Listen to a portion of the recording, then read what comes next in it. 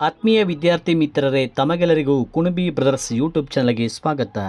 ವಿದ್ಯಾರ್ಥಿಗಳೇ, ಈ ಒಂದು ವಿಡಿಯೋದಲ್ಲಿ 2026ರ ಒಂದು ಗಣರಾಜ್ಯೋತ್ಸವದ ಒಂದು ಪುಟ್ಟ ಭಾಷಣವನ್ನು ಈ ವಿಡಿಯೋದಲ್ಲಿ ನಿಮಗೆ ಪ್ರಸ್ತುತಪಡಿಸ್ತಾ ಇದ್ದೀನಿ. ಈ ಒಂದು ವಿಡಿಯೋ ತಮಗೆ ಇಷ್ಟ ಆದರೆ ತಪ್ಪದೆ ಈ ವಿಡಿಯೋಗೊಂದು ಲೈಕ್ ಮಾಡಿ ಹಾಗೆ ಶೇರ್ ಮಾಡಿ.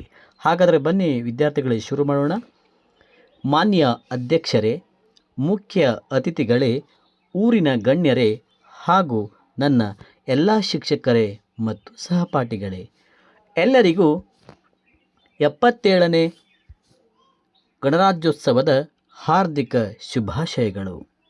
ಎಲ್ಲರಿಗೂ 77ನೇ ಗಣರಾಜ್ಯೋತ್ಸವದ ಹಾರ್ದಿಕ ಶುಭಾಶಯಗಳನ್ನು ಸಲ್ಲಿಸ್ತಾ, ನಮ್ಮ ರಾಷ್ಟ್ರೀಯ ಹಬ್ಬಗಳಲ್ಲಿ ಒಂದಾದ ಗಣರಾಜ್ಯೋತ್ಸವವನ್ನು ಜನವರಿ 26ರಂದು ಇಡೀ ದೇಶಾದ್ಯಂತ ಸಂಭ್ರಮದ ಸಡಗರದಿಂದ ಆಚರಿಸಲಾಗುತ್ತದೆ.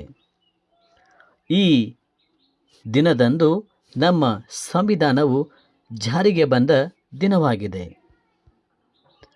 ಆಗಸ್ಟ್ 15, 1947ರಂದು ಭಾರತವು ಬ್ರಿಟಿಷರ ಒಂದು ಬ್ರಿಟಿಷರಿಂದ ಸ್ವತಂತ್ರವಾದ ನಂತರ ಆಗಸ್ಟ್ 29ರಂದು ಡಾಕ್ಟರ್ BR ಅಂಬೇಡ್ಕರ್ ಅವರ ನೇತೃತ್ವದಲ್ಲಿ ಒಂದು ಕರಡು ಸಮಿತಿಯನ್ನು ರಚಿಸಲಾಯಿತು.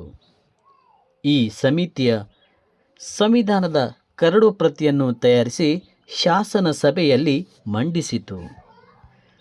ಇದು 26 ನವೆಂಬರ್ 1949ರಂದು ಅಂಗೀಕರಿಸಲ್ಪಟ್ಟು ಅನೇಕ ಪರಿಶೀಲನೆ ಮತ್ತು ತಿದ್ದುಪಡಿಗಳ ನಂತರ ಜನವರಿ 26, 1950ರಂದು ಭಾರತದ ಸಂವಿಧಾನವು ಜಾರಿಗೆ ಬಂದಿತು.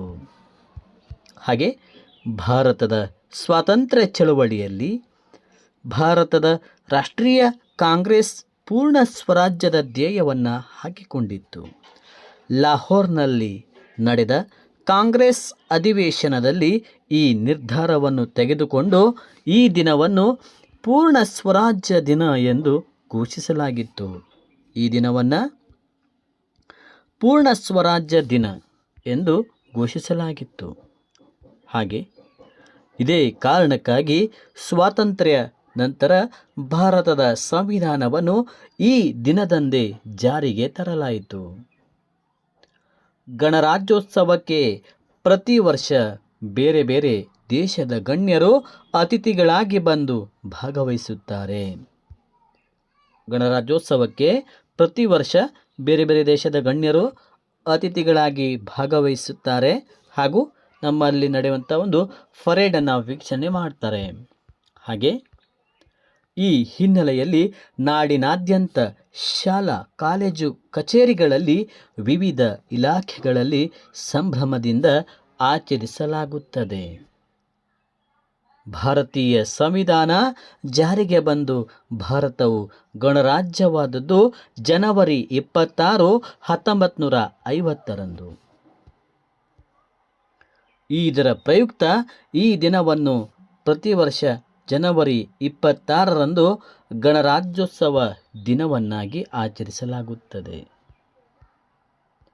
ಈ ದಿನದಂದು ನಮ್ಮ ದೇಶದ ಸ್ವಾತಂತ್ರ್ಯಕ್ಕಾಗಿ ಹೋರಾಡಿದ ಎಲ್ಲ ಮಹಾನ್ ನಾಯಕರನ್ನು ಸ್ಮರಿಸುತ್ತಾ ಅವರ ಉತ್ತಮ ಆದರ್ಶಗಳನ್ನು ಬೆಳೆಸಿಕೊಳ್ಳೋಣ ಎಂದು ಹೇಳುತ್ತಾ ನನ್ನ 2 ಮಾತಿಗೆ ವಿರಾಮ ನೀಡುತ್ತಿದ್ದೇನೆ.